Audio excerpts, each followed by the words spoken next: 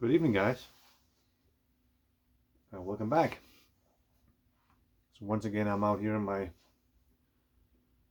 workshop, enjoying a quiet pipe on a Wednesday evening.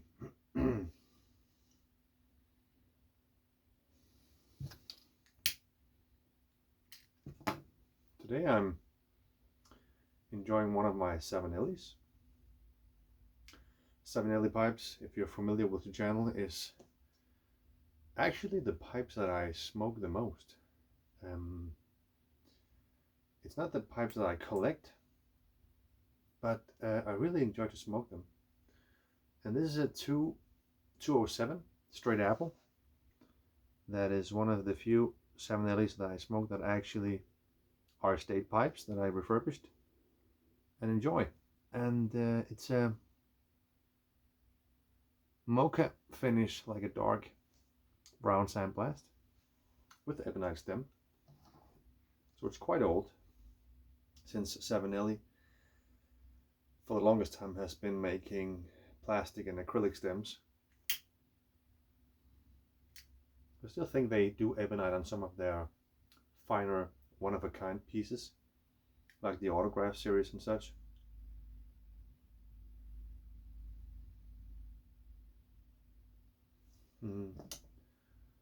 The straight apple shape is just a very comfortable pipe to hold in your hand.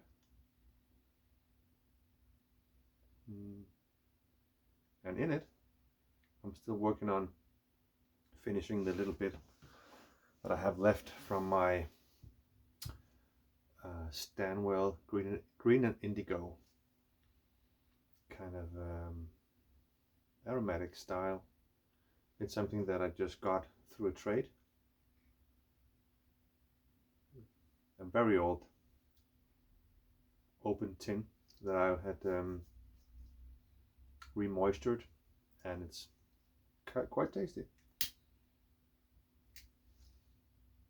probably not a tobacco that I will revisit, and I think it might be discontinued. The Stanwell brand, we talked about this earlier, it is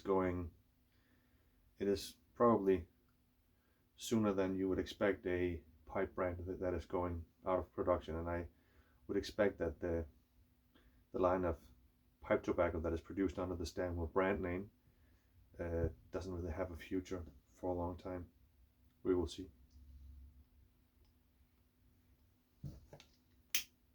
Anyways, while I got this going, I wanted to share something with you today. Since you probably know, if you are familiar with the channel, that I'm very much into Stanwell pipes, especially the Danish produced pipe prior to 2009. And I collect a lot of those. And I've had my eyes on a special model for quite some time now, since besides Stanwell, for me, the absolute pinnacle of Danish handmade pipes is pipes made by Poul Ilsted. And if you know just a little bit about artisan pipe making from Denmark, I think you're familiar with Poul Ilsted.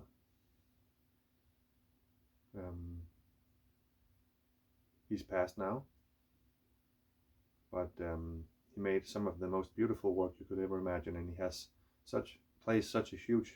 played a huge role in the Danish pipe making. And he had his very own style, and whatever he was making, he was just such a character and was making such beautiful pipes. And his craftsmanship was it's really hard to compare to anything else. And he took the famous Manduela as his apprentice, and she is carrying on his work, and she has just as much success in the artisan pipe world as he had, maybe even to a greater success, you can argue. And she's still going strong. So it's not so long ago that I acquired my first original estates from Poul Ilsted, and I showed at least one of them on the channel. Anyways, what I'm working towards here is that Poul Ilsted made one design for Stanwell back in the day, and if you're not familiar, excuse me, with the Stanwell brand, what they had great success with in Denmark is that they made factory pipes, mass-produced pipes, but they had the amazing idea to have famous artisan pipe makers from within Denmark to design shapes for them that were then mass-produced as a factory pipe. And some of them were even handmade pieces, but they were replicating the same shape over and over again. And you probably guessed it, that Poul Ilsted had made one shape for Stanwell back in the day, and that is the shape 215, and that is the only shape that he made for Stanwell back in the day.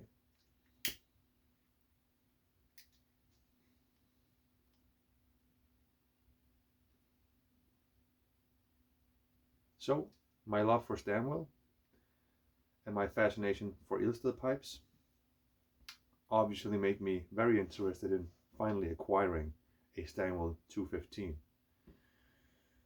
And it's a quite rare pipe, and on the estate market I very rarely come across one, and I have been searching for one for the longest time. And obviously, if I contact some of the other collectors that I have contact with here in Denmark, they would probably have some of these laying in their own collection somewhere. But since I'm also trading a lot of pipes, my interest is also to find a good deal. If you just want to spend top dollar for a pipe, it's just to wave with your money, and probably someone will come and say, I have one laying around, because they are also searching for the good deal to resell their pipes. But I've been searching for this pipe, and I've been searching for a good deal, like an investment. That's more or less what I'm doing. If I rarely pay, I mean, when you're trying to both collect and invest, you are also looking to buy the pipes below the market price, and then you're hoping for the pipes to increase in value. Anyways, I've come across this pipe once on eBay, and I didn't manage to get it. But finally, 2 weeks ago, I came across a Stanwell 215 in an unused and unsmoked condition from a guy in Italy, and I won the auction. So today,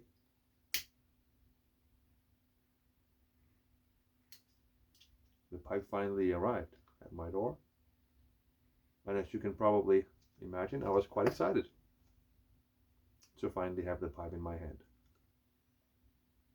It's very exciting to finally have a pipe that you have been searching for, and if you also manage to get quite a good deal on it, that makes the excitement even greater.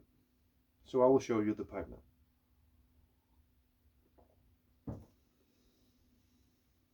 So this is the, for me, famous Stanwell 215 by Poul Ilsted.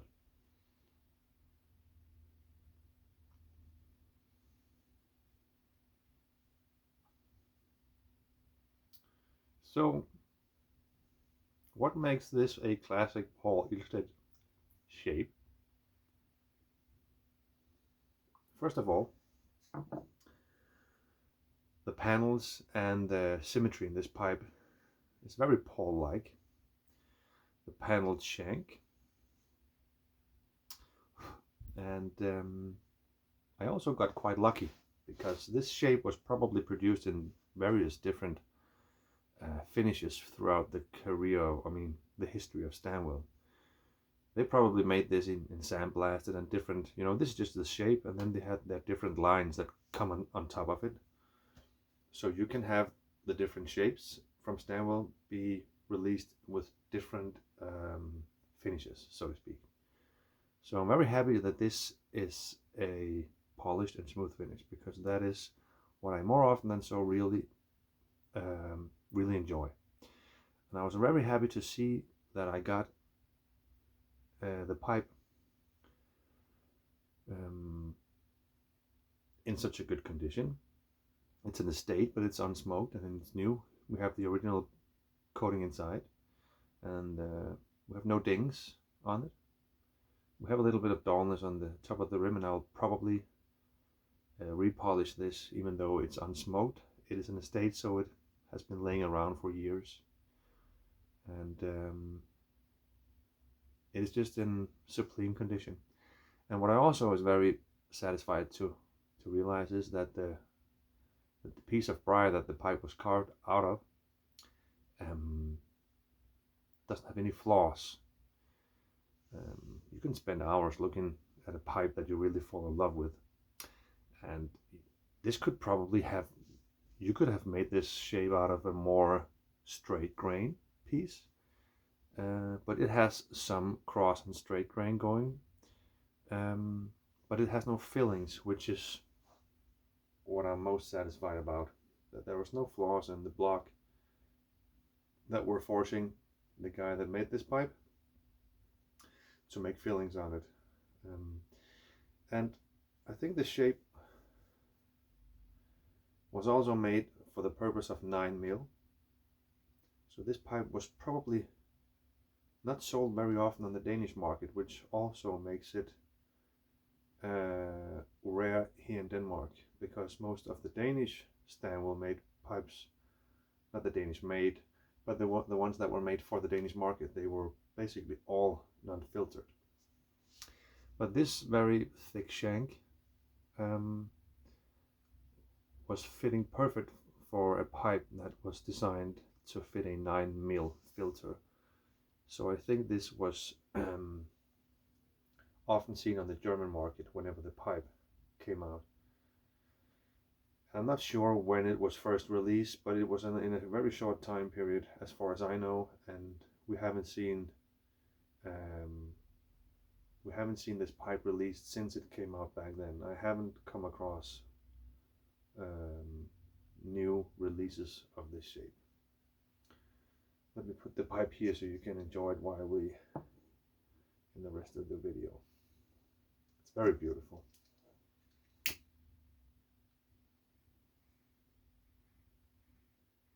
So some of the enjoyment that you get out of this hobby,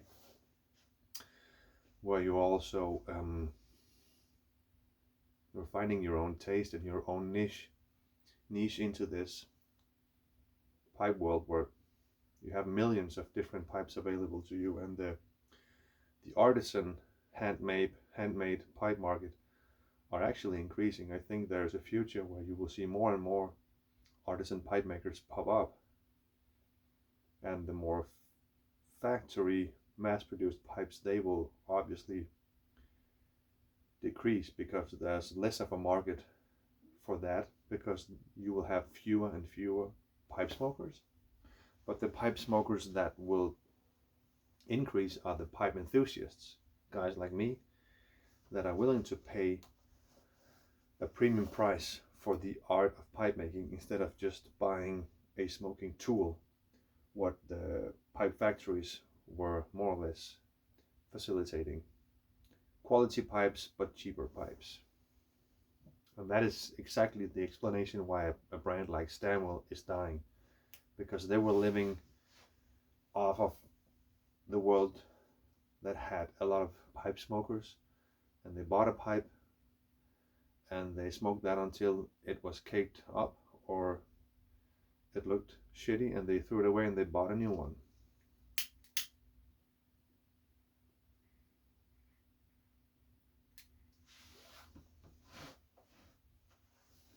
So I see an increase in artisan art pipe making, and a huge decrease in the mass-produced factory pipes, and that is probably how the the market will evolve over time. But what I was trying to say is that whatever you are kind of turned on about, which pipes you fall in love with, the search for those pipes on the estate market is very thrilling, and it's such an accomplishment when you finally find that trade, and you're able to finally acquire the pipe that you've been dreaming of, and you finally sit with it in your hands. So this combination of my fascination about Stanwell and Poul Ilsted, and then when I first realized that was actually a shape designed by him, I just knew that I had to acquire one of these. And probably whenever I see one of these, this might be the first of more to come, who knows. But I will never let a pipe like this go by me without me at least trying to acquire it. So now I both have the Stanwell Poul Ilsted, and I have my first real Poul Ilsted pipes also. So that is just amazing. That is probably pipes that I will hang on to forever.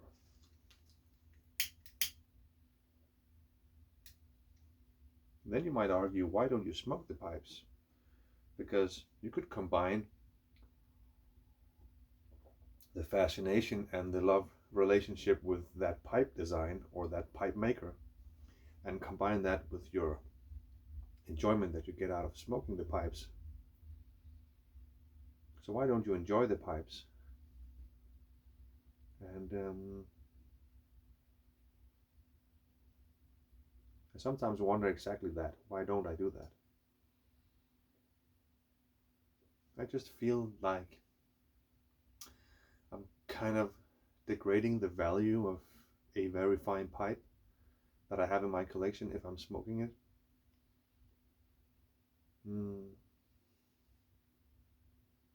At least when I have, like this one, new and unsmoked pipes, the line between new and unsmoked, and when you try it once, it's like you're taking the pipe's virginity. I mean, you cross that line and that line is broken forever. And I think the longer a pipe stays new and unsmoked, the more rare it gets and the more value it accumulates, because new and unsmoked Stanwell pipes made in Denmark prior to 2009, they are only getting fewer and fewer, because whatever is left unsmoked, each day that passes, someone is taking up those estate pipes and smoking them, and eventually you will have a hard time finding unsmoked pipes as years are passing. So I'm really trying to get my hands on as many unsmoked Stanwell pipes from the Danish production as I possibly can. And as time passes, I think that these will only be more and more rare, and therefore more and more valuable. But on the other hand, I also collect a lot of estate and pre-used and pre-smoked pipes. And those would actually not at all decrease in value if I refurbish them and I enjoy them and smoke them carefully. And I can just keep my pipes in good condition and take them from my shelves and enjoy them on a special occasion, like saying hello to a friend, and enjoy it and put it back on the shelf, and it might be a year before I use it again. I just repolish it and keep it clean. So why I don't do that is also sometimes a question that I have for myself. But I don't do that, and maybe it's also because when you go back to watch my very early videos about pipes, and before I started collecting and trading and refurbishing, when I was just smoking my pipes, and the pipes that I had was very few smokers that I had. Back then I was talking about that I'm not a guy that rotates a lot of pipes, and I rotate them daily, because when when I'm first getting used to a pipe and I smoke it repeatedly, it's like only then where I really establish this relationship with the pipe and I really get to know it. So I don't like to switch between very many pipes, although I do that more now than I did before. Back then I was like smoking 3 pipes and I smoked one at a time, so I could smoke 1 pipe for a few months and then I would clean it and leave it to rest. And then that was my favorite pipe for that period, and I wouldn't be thinking of other pipes because I got so used to it. And it became my best friend for that small period of time. And then I would take one of the other Savinellis and I would then make that great relationship with that specific pipe, and I would have that rotation going on. I really enjoyed that. And that is only possible because of my smoking habits, that I'm more or less only smoking a ball a day, if even that. Recently I have more or less smoked once a day, but I argue that you don't need to rotate your pipes daily if all you're smoking is 1 ball. If you smoke 1 ball carefully and you're not a wet smoker, you can clean that pipe with a pipe cleaner and leave it to rest for 24 hours. And you can do that for many weeks without destroying or making the pipe sour at all. The only thing that you really need to rotate your pipes daily if you are the pipe smoker that is smoking 1 pipe back to back for 2 or 3 or 4 or 5 balls a day, and then the pipe really needs to rest because the pipe gets really wet from that abuse, you can say. In that case you would need to rotate your pipes daily. But even if I were to smoke a pipe more than once a day, let's say I was smoking 2 or 3 balls a day, I actually wouldn't pick up the same pipe, because the pipe is kind of wet after you used it.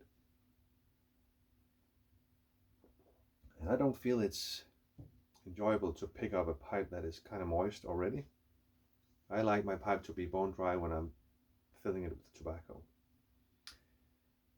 So if my smoking habit were to increase in amount that I'm smoking, I would probably be smoking more pipes the same day. But then again, if you're bringing your pipe to work, you're probably bringing 1 pipe and you're smoking 1 pipe, but that's not even a thing for me. But I'm not taking my pipes with me anywhere unless I'm traveling for, I mean, I never bring my pipes just because I go to work or I go do my day-to-day things. I enjoy my pipes when I have time and I know that I'm not gonna be interrupted. And even when I'm going out with friends for dinner and we're going to grab a beer or something, or I'm out late at night or whatever, sometimes, you know, I get tempted to bring the pipe with me and smoke my pipe while other smokers are smoking their cigarettes, but I found that I have no enjoyment out of that, because it just gets to be the same ritual as being what I'm saying to be quote unquote a real smoker, where you are smoking because of the nicotine. Because when I'm pulling my pipe out, I haven't even been able to fill my pipe before they are done smoking, and it makes no sense. The enjoyment that I get out of it has nothing to do with that. So I'd rather be without my pipe in those occasions, because I really don't enjoy it, and I don't really want to be smoking when I don't enjoy it. I really try to ask myself, whenever I'm doing this quite unhealthy thing that I think pipe smoking is physically, there's no doubt about that in my mind. It can be healthy in other ways, but isolated, it's probably not that healthy. So whenever I'm not enjoying it, don't do it. If it's something that you're really enjoying and it gives you peace of mind and takes some stress out of you and you really enjoy it, by all means do it. But I'm not carrying my pipe around everywhere just to get a smoke in, because I don't need that. Anyways, 25 minutes. I'll be relighting my beautiful 207 Savinelli with my Stanwell tobacco while I enjoy looking at my new Poul Ilsted Stanwell pipe. And if you made it all the way through the video, thanks for watching, and I'll be seeing you guys in the next one. Take care.